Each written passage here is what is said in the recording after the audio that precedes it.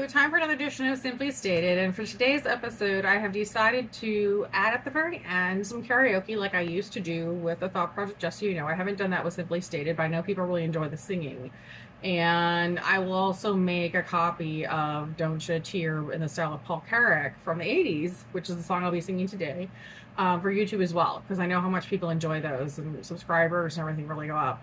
Lately, I have noticed essentially I enjoy Simply Stated because of how basic it is. And it's easy for me to make walking around, and I get to take these beautiful scenic shots of Michigan because it's such a lovely state. You know, for me, it's very enjoyable, but I notice also that the subscribers would actually really like to. You guys miss the singing, you miss my performances. And so I'm going to do that today for you all, and I want to also thank you for your support in my participation in the Maxim cover model competition. I made it to the top 10% in the competition. I have no idea how I'll advance further. I think I've been really honored to be participating in it, and the proceeds from it go to benefit the Fisher House up in Rockville, Maryland, so I think that's a really important key note. I will say, unfortunately, I ran into a woman named Patricia again here in Michigan, and some of the old trafficking issues have kind of reasserted themselves, so that's been a problem. But, what's different, I think, today with the help of the U.S. government and, of course, with the English U.K. Act of 2015, the Anti-Slavery Act that was picked up and carried also by the U.S. Department of Justice and the Department of Labor here in the U.S. and in some other countries, the old sort of dynamic of me just being pushed back into being trafficked again and told to work for free for these weird fake people out in Hollywood. Fake agency out in Hollywood no longer really works. But I did still get, I did get a few bruises and some scrapes. I mean, it's been, but I think for most people it's like, okay, so this wasn't really fun, but I'm smart enough to know it's just important to kind of walk away as quickly as possible from a situation before it becomes worse than some cuts and, a few bruises and stuff. So, you can kind of see there's one there, right? So, the cut on my finger I took a picture of for Facebook yesterday, it was really bloody. But, it's kind of enough for me to just be like, okay, I'm going to go now. Unfortunately, Patricia is the person that had injured me back when I was living in Charlottesville and also in the DC area in Alexandria. Was a lot of her fault. And this thing with this fake front Russian company, getting in people's way and wanting to traffic U.S. citizens and everybody else to work for these cover groups that are essentially just Russian assets here in the U.S. is a really big problem. The fact people just plain not getting paid for work is beyond ridiculous. And we do need to talk about this front because one of the issues I have with the man that nicknamed Buffalo Bill, who's been responsible for a lot of it, is in addition to Patricia's behavior, because it's not just her. You have this much larger issue with Buffalo Bill said to me, he said, well, they're all just fake and they're all just Russian and stupid. And everybody, was lip syncing. All these scripts are stolen. And that's just how you do it. And that was his excuse for stealing from me and from other people. And do you think that's legitimate? I mean, do you think that's real that like everyone in the U.S. is just, every single artist is just fake? They're all just fake. Everything is just stolen. And none of the dancers can really dance. They're all kind of bad dancers like J-Lo, like Dua Lipa. They all just kind of suck. That's not really true. There's a lot of really talented dancers and actors in the U.S. There's a lot of really talented entertainers. And where did any of this justify taking my money for medical school or messing up my nursing school experience to demand more for material?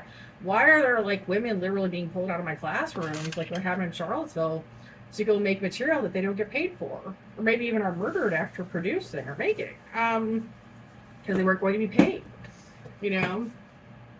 Where's the justification for someone like myself or for other people to be forced to take acting jobs and then not actually get paid for them?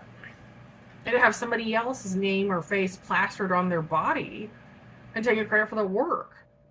I mean, there's no justification for it. And that was his explanation, was that was just how the industry worked. And that was just how he had to do it. And, that's not actually how it goes. And true, Hollywood has gone more in that direction. That's why a lot of people aren't bothering to be involved in Hollywood and don't care about it. There's nothing you could do. They're not going to like the Grammys, the Academy Awards, the Golden Globes anymore because they know that they're fake. They know how much is stolen for them. They know that you've got a bunch of performers who don't actually sing or perform. But there was nothing logical about his statements. They were very classic of somebody who suffers from psychopathy. And I'm not sure somebody would even say you're really suffering from it. It's just that he's some kind of a jerk who, I mean, they do suffer in the sense that they don't have empathy and they don't enjoy other people being happy. And so there's very much a drive for him, you know, also to want to fund crime and criminal behavior and the Russian mafia and Russia. So for you to be unhappy, you know, was rewarding for him. So that's the point in, you know, and also, of course, it was fun for him to tell me that more of my material was going to be stolen and I wasn't going to be paid because he enjoyed seeing that I was upset. So that's the kind of person you're dealing with, is someone who enjoys, you know, causing people unhappiness, enjoys funding projects for Russia, you know, wants to support Putin. When you're talking about a larger geopolitical issue, and of course, what motivated the U.S. government to do things differently is that they got tired of behaviors, and they got tired of the funding. And also, this is someone that, you know, he's postured and posited himself as somebody that supported the far right and the far left to drive political activism in the U.S. to cause people to fight with each other. And so from there, we need to sort of pivot around to another issue, which is that there was a huge problem with the state of Virginia just really not caring, and I believe it's even now, because I'm still dealing with some issues with the state being hacked and weird problems with them even after I've left. I'm trying to like transfer paperwork and all that other stuff. And, you know, Virginia as a state really just took everything that Abraham Lincoln ever said about the end of slavery and freeing of slaves, of any racial group in the U.S. Slavery is not accepted here. I just said, whatever. And a lot of it has to do with their legislature and the way they're set up. And during the time that I was in the D.C. area, I testified many times, and I said the FBI need to move out of Virginia. Headquarters had to be moved. And frankly, I would recommend moving the CIA. I would move everything that is related to the federal government and intelligence related out of Virginia. Because the Virginia legislature and their system itself is set up to allow trafficking. And I think has allowed some of those groups and organizations to be weakened and frankly put at risk. I'd probably even move the DIA actually out of Arlington, Virginia as well. At this point, I think you just move it out. If the state's going to be that wacky and weird, then forget it. Because this thing with Virginia being so cool with trafficking and being the most okay with it out of any state I've ever known, I mean, in some ways, maybe actually being worse than Iowa was, as beautiful as the state is, you know, because they have some fabulous hotels and restaurants. But, you know, all of that is just, it doesn't seem to be worth it for what's going on in people's lives there. And what on mine, and the amount of theft involved and murders and labor trafficking and torture, no, it doesn't seem like a good idea.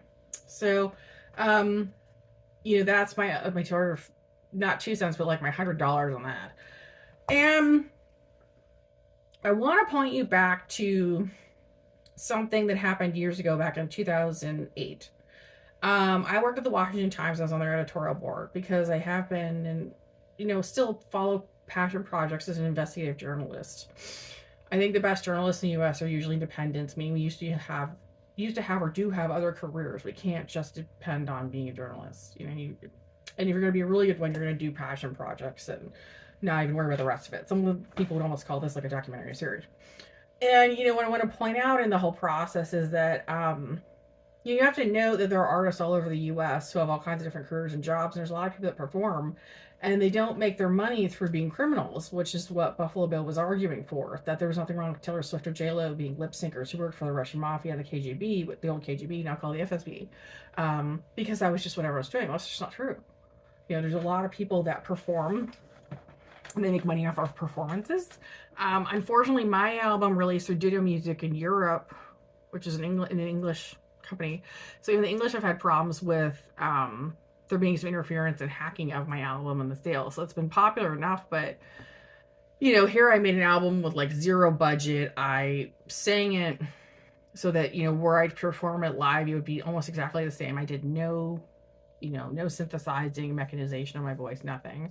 And literally, you know, I paid whatever vendors I had to for production costs, but that was about it. It's like almost no budget at all. I made an album for probably like $200. And, you know, that's, I mean, it's about as cheap as it gets. But, you know, we'll see if I spend more money on programming the album or something else later, or distribution, like wider distribution, because I didn't distribute it very widely. That's kind of on me. I decided not to release it to the charts of any kind. Maybe I should do that. We'll see. But, you know, the reality is that from looking at their back-end analytics, it looks like the company's been pretty heavily interfered with. I'm just trying to do the distribution. That's all they are. They're just a distributor that I paid. I'm my own label. So, but I want to get to a story that's sort of important here. Years ago, I worked with Richard Miniter at the Washington Times editorial board. And by the way, if you're still confused, a lot of people make money selling albums and performing. People make money other ways off of their music and art. You can do it just any way you want that's legal. But the whole like criminal working for the K.G.B, F.S.B aspect, stealing other people's work, singing the synth voice, murdering people, torturing and being them raped, like that's pretty much not acceptable, to put it lightly. So, but years ago I worked with a guy named Richard Miniter. It's a real person's name, out of the Washington Times, and neither of us stayed there a long time.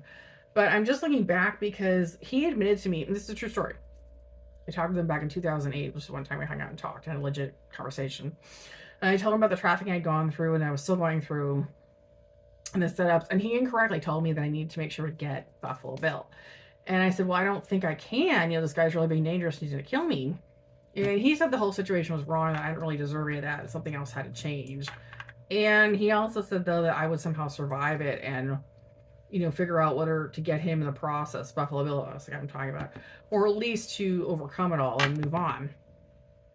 And he admitted that that company, that fake front group out in Los Angeles, the fake agency that Kendrick and Buffalo Bill had been making him write material that was essentially propaganda to push conflicts in the Middle East, and that it was essentially all Russian crap.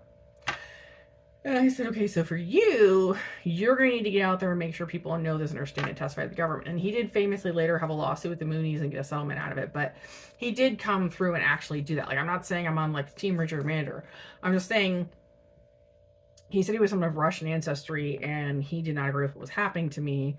And he, I said, you need to move forward with yourself and be, a person living here in the U.S. and you don't have to put up with this company. And I think he did eventually get away from them.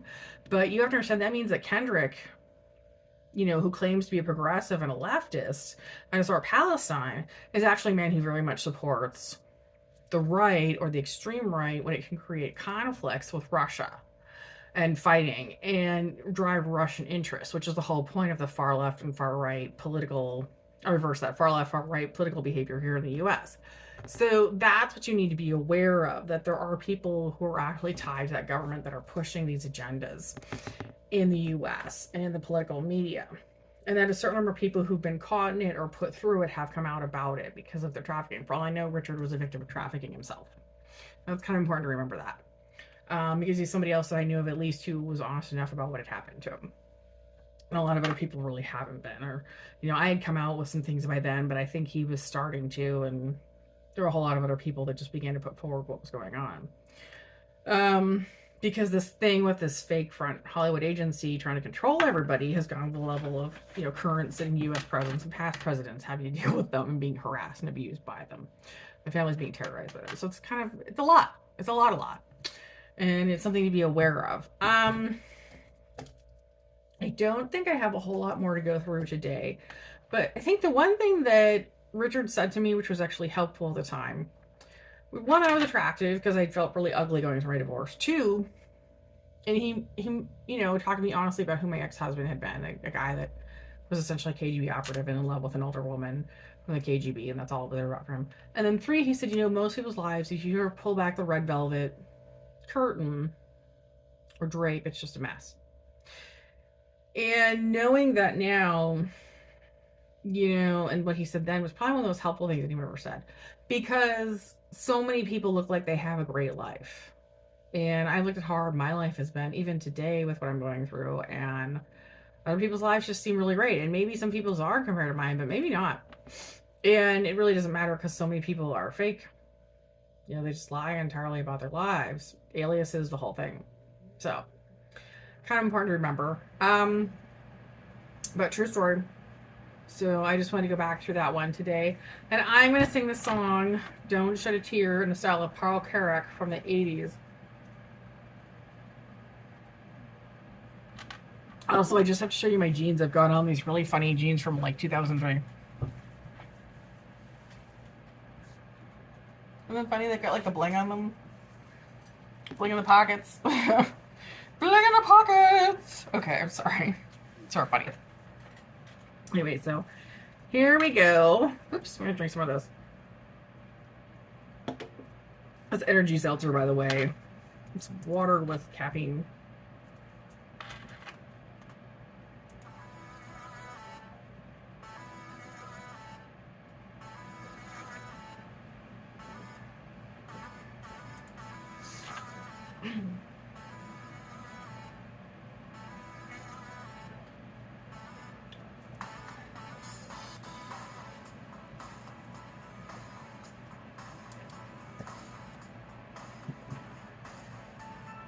Campfire to nowhere is what you are. A white line to an exit sign is what you are. Oh, what I saw in you, now I see through. Don't you devil me, my love won't end without you. Long as the night will be, the sun will rise without you.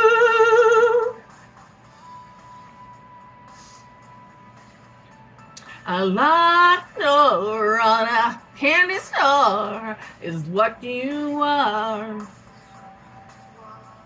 A slim chance in tight pants is what you are. All that I loved you for, I want it more. Don't shed a tear for me, my love won't end without you. Long as the night will be, the sun will rise without you.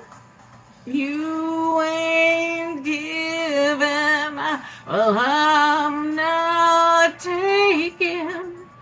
I'm not missing what we ain't making.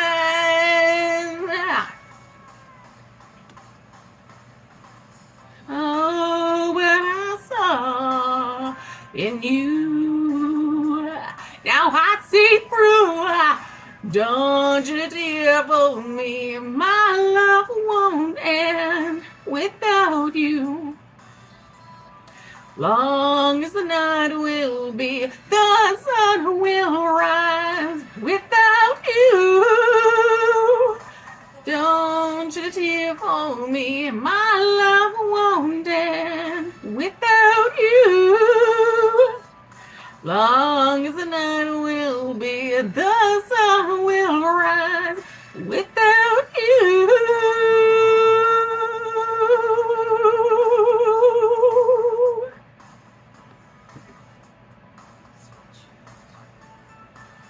Oh, don't shed no tears. I don't need. I don't know. I think I'm probably done with this song. Anyway, so that was the show Simply Stated for today. I hope you enjoyed this edition with the karaoke on it. And I hope you will keep coming back to the channel and keep subscribing. Thank you.